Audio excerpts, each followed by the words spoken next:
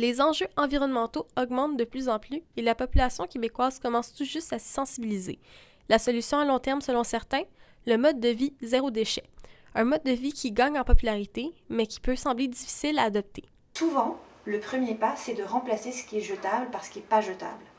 Donc, par exemple, tu remplaces tes éponges que tu as dans ton évier et qui te durent 3 semaines par des éponges lavables, que moi, les miennes, ça fait 2 ans que je les ai. Un des avantages d'acheter en vrac, c'est d'acheter la quantité juste dont tu as besoin. Donc, on a une espèce de rotation de nos bocaux ou de nos contenants à l'intérieur de notre garde-manger. Et donc, si c'est une priorité, il faut y consacrer du temps. Pourquoi on a parti locaux, en fait, c'est vraiment pour réduire l'empreinte écologique qu'on a dans notre quotidien. On veut rendre le biologique accessible et abordable pour tous, donc on essaie de garder les prix bas. Mais le fait que ça soit en vrac, ça ne va pas nécessairement diminuer le prix parce que l'employé doit faire beaucoup plus de manipulation que juste mettre une boîte pré-emballée, scellée sur une étagère. Nous, légalement, on n'a pas le droit de dire aux gens qui ont des allergies alimentaires de venir s'approvisionner chez nous.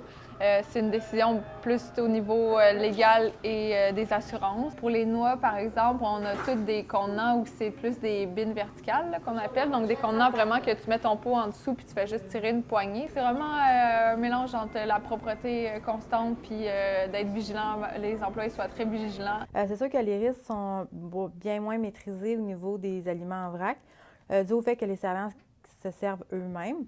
Ils n'ont pas nécessairement de formation de connaissances reliées à l'hygiène et la salubrité des aliments comme les employés sont supposés avoir habituellement. Le risque de contamination des aliments est donc plus accru. La fréquence des inspections varie vraiment selon une charge de risque qu'on appelle.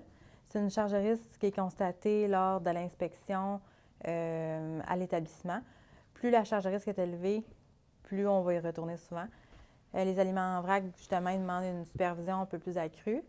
Les épiceries de vrac ils ont souvent plus d'employés pour faire des vérifications au niveau des clients, des ustensiles, faire le tour, voir si tout est correct. Ce mode de consommation gagne tellement en popularité qu'un festival lui est dédié. Le Festival Zéro Déchet 2018, c'est la 2e édition. Il a eu lieu pour la première fois l'année dernière. Donc on est une équipe de citoyens bénévoles, on est tous bénévoles. Ça se passe au marché Bon Secours les 3 au 4 novembre de cette année. Au festival, il y a à la fois des exposants, donc il y a 70 exposants qui sont là pour proposer des produits qui vont aider à tendre vers le zéro déchet. Trouvez le petit geste qui va vous permettre de faire un premier pas. Puis quand tu as commencé, le 2e pas, tu as envie de le faire, puis le 3e pas. C'est vraiment de commencer qui est le plus dur.